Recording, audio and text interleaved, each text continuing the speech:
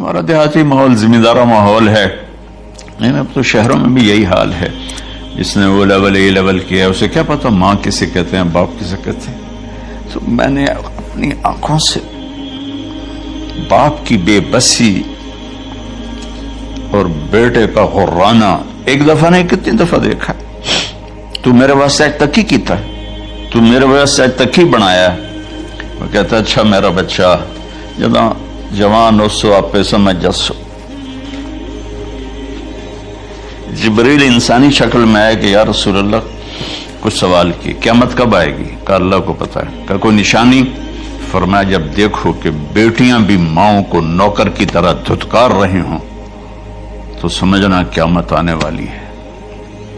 کچھ عرصہ پہلے ایک بچی اور ماں، تو ماں کچھ بات کر رہی تھی اور بیٹی کہہ رہی تھی بھوک نہیں بھوک نہیں، اور اس کی ماں کے خون سے بھرے ہوئے آنسو بہ رہے تھے اور اس کی ہچکیاں لگ رہی تھی کہ یہ وہ ہے جس کو میں نے اپنے پیٹ سے جنا اور اپنی چھاتی کا دودھ پلاتے پلاتے پلاتے میں نے کتنی تکلیفیں برداشت کی، اور آج کر یہ بھوک نہیں. کہ ایک بدو آیا صحابی کا، یا رسول اللہ میرا باپ مجھ سے پوچھے بغیر میرے مال کو خرچ کر دیتا ہے. آپ نے فرمایا بلاؤ گئی. جب اسے پتا چلا کہ میرے بچے نے میری شکایت کی ہے تو اسے بڑا دکھ ہوا. تو اس نے دل ہی دل میں چند اشعار پڑھے، زبان پہ ادا نہیں دل میں آئے. تو جب وہ مسجد میں انٹو رہا تو جبریل پہلے آئے بیٹھے تھے کہ یا رسول اللہ اللہ فرما رہے ہیں اس سے کہو کہ پہلے وہ اشعار سنائے جس کو اس کے کانوں نے نہیں سنا لیکن اللہ نے من فوق عرش ہی سن لیا ہے، عرش کے اوپر اللہ نے سن لیا ہے. تو آپ نے اس سے ارشاد فرمایا کہ تمہاری بات ہم سنتے ہیں باپ بیٹے کی، لیکن پہلے وہ شعر سناؤ جو تیری زبان سے ادا نہیں ہوئے، تیرے کانوں نے نہیں سنے، تیرے دل کی گونج تھی اور تیرے دل کی آہ اور فریاد تھی جو دل ہی میں گھٹ کے رہ گئی، اسے اللہ نے سنا ہے. وہ کہتا ہے سناؤ. کہنے لگا یا رسول اللہ آپ کا رب ہر وقت ہمارے ایمان کو آپ پر زیادہ سے زیادہ بڑھاتا رہتا ہے، اس ذات کی قسم جس کے قبضے میں میری جان ہے. یہ چند میرے دکھ بھرے خیالات الفاظ کی شکل میں ڈھلے لیکن میری بزم تصور میں ہی رہے اور وہیں دفن ہو گئے، باہر نہیں نکلے، میری زبان سے ادا نہیں ہوئے، میرے کانوں نے نہیں سنا، آپ کے رب نے سن لیا. اب میں نے کہا اچھا بتاؤ تم نے کہا کیا تھا؟ تم نے کہا جی میں نے بچے کی جب سنی شکایت میری کی ہے تو میں نے کہا تھا غضوتک مولودا وعلتک یافعا تعل بما اجنی علیک وتنہل واذا ضاقتک بالسقم لیلۃ لم ابت لسقمک الا ساہرا اتململ کأنی انا المتروک دونک بالذی ترکت به دونی وعینی تحمل تخاف الرضا نفسی علیک وانہا لتعلم ان الموت وقت مؤجل فلما بلغت السن والغاية التي اليها مدى ما فيك كنت اؤمل جعلت جزائي غلظة وفظاظة كأنك انت المنعم المتفضل فليتك ان لم ترع حق ابوتي فعلتك ما الجار المجاور يفعل فاوليتني حق الجوار ولم تكن علي بمال دون مالك تبخل. میں بھی ترجمہ کرتا ہوں. اس کا میرے نبی پر کیا اثر ہوا کہ آپ کے ٹپ ٹپ آنسو گر رہے تھے اور آپ کی داڑھی آپ کے آنسوں سے تر ہو رہی تھی. یہ اتنا فصیح کلام ہے کہ عربوں کو بھی پسینہ آ جائے گا ترجمہ کرنے کے لیے. تو میں تو عربی نہیں ہوں لیکن یہ فخر تو حاصل ہے، بھلے ہیں یا برے ہیں دو چار قدم ہم بھی تیرے ساتھ چلے ہیں. کچھ عرصہ اہل علم کی محفلوں میں بیٹھے، کچھ زبان کی شناسائی ہوئی تو میں اپنی کم مائگی کے ساتھ اس کا ترجمہ کروں گا. وہ کہتا ہے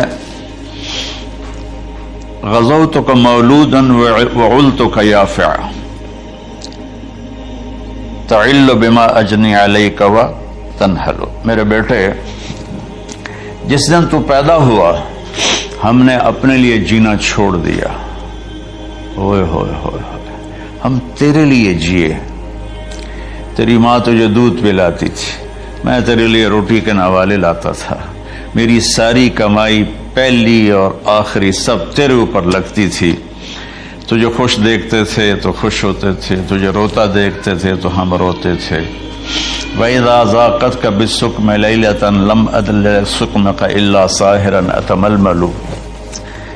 جب تو کبھی بیمار ہو جاتا تھا تو تیرے سرانے بیٹھ کر ہم ساری رات روتے تھے اور دعائیں کرتے تھے، یا اللہ ہمارے بچے کو بچا لے، ہمارے بچے کو صحت دے دے.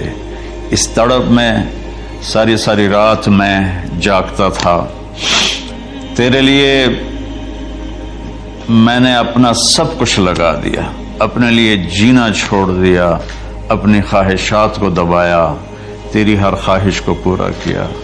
تجھے مسکرانے کے لیے، تجھے ہنسانے کے لیے میں دھکے دھوڑے کھاتا رہا. کبھی گرمی لو کی جھلسا دینے والی ریت اور کبھی سردی کے سرد ہوا کے تھپیڑے، لیکن میں ان دونوں سے گزرتا ہوا تجھے پالنے کی خاطر اپنے آپ کو کھپاتا رہا.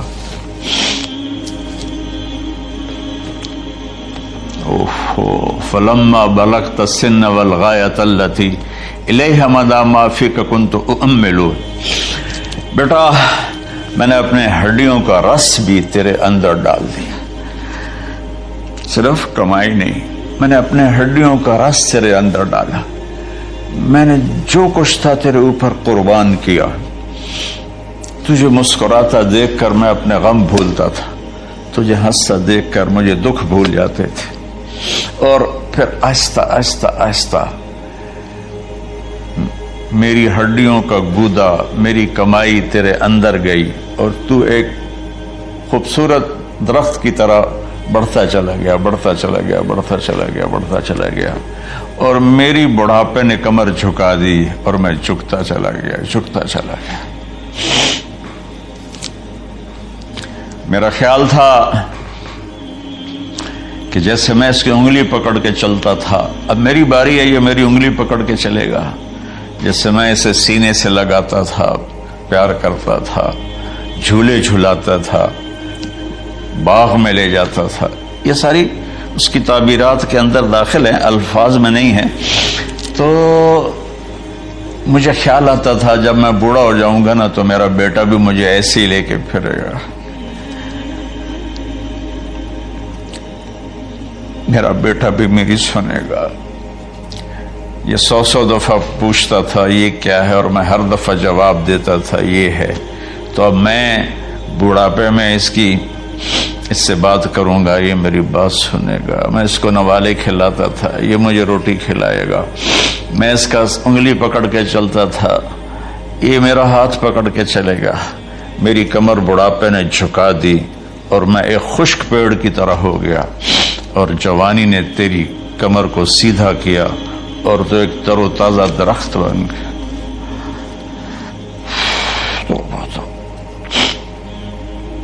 تو مجھے خیال آیا کہ میں نے 20 سال اس بچے کو پالا ہے، ابھی اپنی ماں اور باپ کو دیکھے گا. لیکن ایک دم اچانک کیا ہوا، فلما بلغت السن والغایۃ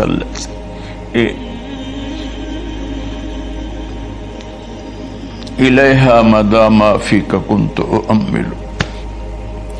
جب تو اس عمر کو پہنچا جس میں ہماری امیدیں تیرے ساتھ لگ گئیں، ہمیں بڑھاپے نے بے آسرا کر دیا اور تیری جوانی نے تجھے ہمت دے دی، تب ہمارا خیال آیا کہ اب یہ ہمارے ساتھ وہی کرے گا جو ہم نے اس کے ساتھ کیا. لیکن کیا ہوا، جعلت جزائی غلظة وفظاظة كأنك أنت المنعم المتفضل. تو اتنا بدتمیز ہوا، تیری زبان چھری بن گئی، تیرا رویہ زہر بن گیا، اور میری ساری زندگی کی محنت کا بدلہ تو نے مجھے نافرمانی سے دیا، بد اخلاقی سے دیا، بدتمیزی سے دیا۔ میں حیرت بھری نظروں سے تجھے دیکھتا رہا اور میں اپنی پچھلی 20 سالہ زندگی کو جھٹلاتا رہا کہ میرا خیال میں اس کا نوکر ہوں اور یہ میرا مالک، میں اس کا باپ نہیں، میں اس کا نوکر ہوں، کیونکہ ماں باپ کے ساتھ ایسا کوئی نہیں کرتا ہے، یہ میرا مالک ہے اور میں اس کا نوکر ہوں، اس لیے مجھے ڈانٹ رہا ہے۔ کتنے بچوں کو میں نے یہ کہتے سنا اپنے باپ کو، تو میرے واسطے آج تک کیتا کی، تو میرے واسطے آج تک بنایا کی، اور جو آپ بے بسی کی تصویر بنا ہوتا تھا وہ شکلیں بھی میرے سامنے ہیں۔ تو کمال کے اشعار، میں سوچ رہا ہوں جو میرا یہ حال ہے 1400 سال بعد کے میرے آنسو نہیں رک رہے، تو اللہ کے نبی تو زارو قطار روئے تھے، داڑھی آنسوں سے تر ہو گئی تھی۔ کہا بیٹا جب تو نے میری ساری زندگی کی محنتوں کا بدلہ بدتمیزی سے دیا، گالی گلوچ سے دیا، دھکے دے کر باپ کو گھر سے نکال دیتے ہیں، تو بیٹا میں یہ سمجھا کہ تو نے ایک خواب دیکھا تھا، تو نے ایک خواب دیکھا تھا کہ تو باپ ہے اور یہ بیٹا ہے۔ اصل حقیقت یہ ہے کہ یہ مالک ہے اور میں نوکر ہوں۔ پھر آگے کہتا فَلَيْتَكَ إِن لَّمْ تَرَ حَقَّ أُبُوَّتِي فَعَلْتَ كَمَا الْجَارُ الْمُجَاوِرُ يَفْعَلُ۔ اچھا چلو بیٹا تو نے مجھے باپ تو نہ سمجھا، چلو ایک پڑوسی سمجھ لو۔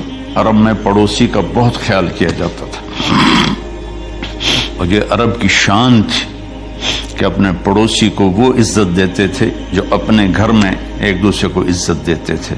تو اس نے پھر اس کی طرف اشارہ کیا کہ اگر میں تیرا باپ نہیں ہوں، تیرے رویوں کو دیکھ کر تو یہی لگتا ہے کہ میں تیرا نوکر ہوں، تو میرا مالک ہے، تو چلو اتنا تو کر دے جتنا ایک پڑوسی کے ساتھ کرتا ہے۔ فَأَوْلَيْتَنِي حَقَّ الْجِوَارِ وَلَمْ تَكُنْ عَلَيَّ بِمَالٍ دُونَ مَالِكَ تَبْخَلُ۔ تو پڑوسی پر تو عرب خرچ کرتے ہیں، تو بھی تھوڑا سا میرے اوپر خرچ کر دیتا اور تو بخیل نہ بنتا، اور میرے خوابوں کو چکنا چور کر دیا، میری امیدوں پر پانی پھیر دیا، میرے بڑھاپے کو ذلت اور رسوائی میں بدل دیا۔ اچھا میرا پتر جا خوش رہو۔ ماں باپ کہاں بد دعائیں کرتے ہیں؟ تو میرے نبی کی آنکھوں سے آنسو، یہ ساری داڑھی تر ہو گئی، تو آپ نے اس کے بچے کو گریبان سے پکڑا اور جھٹکا دے کر دھکا دے کر دفع ہو جا، انت ومالک لابیک، تو اور تیرا سب کچھ تیرے باپ کا ہے۔ حضرت علی رضی اللہ تعالیٰ عنہ سے کسی نے پوچھا کہ آپ کے بیٹے حسن کیسے بیٹے ہیں؟ کہا حسن میرا وہ بیٹا ہے کہ جب میں چلتا ہوں تو میرے آگے نہیں چلتا، میرے پیچھے چلتا ہے، جب کہیں بیٹھنے کا موقع آتا ہے تو یہ پہلے نہیں بیٹھتا، پہلے مجھے بٹھاتا ہے پھر خود بیٹھتا ہے، جب کھانے پر بیٹھتے ہیں تو یہ روٹی کی طرف ہاتھ نہیں بڑھاتا جب تک میں نہ بڑھاؤں، یہ سالن کی طرف ہاتھ نہیں بڑھاتا جب تک میں نہ بڑھاؤں، میں کمرے میں ہوں تو یہ چھت پہ نہیں چڑھتا کہ میرے باپ کی بے ادبی ہو جائے گی، میں حالانکہ چھت پہ چڑھنا ضرورت کے لیے ہوتا ہے، لیکن قربان جائیں اہل بیت کے ایسے ہی اخلاق ہوتے ہیں، آل رسول ایسے ہی ہوتے ہیں۔ میرے عزیزوں نوجوانوں سے کہہ رہا ہوں جن کے والدین زندہ ہیں، ہم تو محروم ہو گئے، وہ قبروں میں چلے گئے، لیکن میں اتنا مصروف رہتا ہوں، اب یہ کرونا کی وجہ سے گھر میں بیٹھے ہوئے ہیں، میری زندگی